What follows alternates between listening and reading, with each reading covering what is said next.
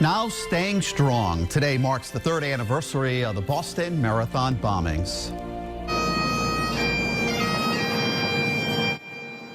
There were a series of somber ceremonies today, including a wreath laying and interfaith service and a moment of silence at 2:49 this afternoon, the minute the first bomb went off. Family, friends, and local leaders all gathering to remember the lives lost and the victims who survived.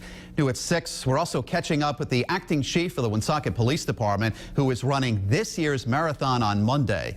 Eyewitness News reporter Rosie Woods joins us now with more. I met up with the acting police chief in Woonsocket. He's preparing to run his 2nd Boston Marathon. From solving crimes to finding a cure, Woonsocket's acting police chief Michael Lemoyne is taking on a 26.2-mile run to make a difference for people with Alzheimer's. Well, seeing my father-in-law suffer with Alzheimer's, and I also had 2 other aunts that had passed away with Alzheimer's. So I did have that personal connection.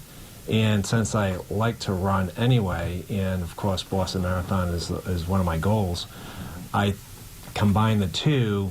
Last year was Lemoyne's first Boston Marathon, where he just broke 4 hours.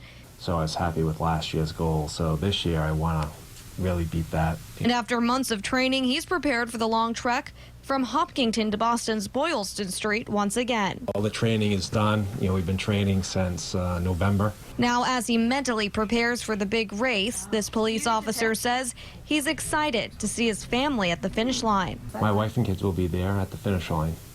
Oh, at the finish line? At the finish line. And right. You're not worried about them being there? No, it's going to be the safest place in the world.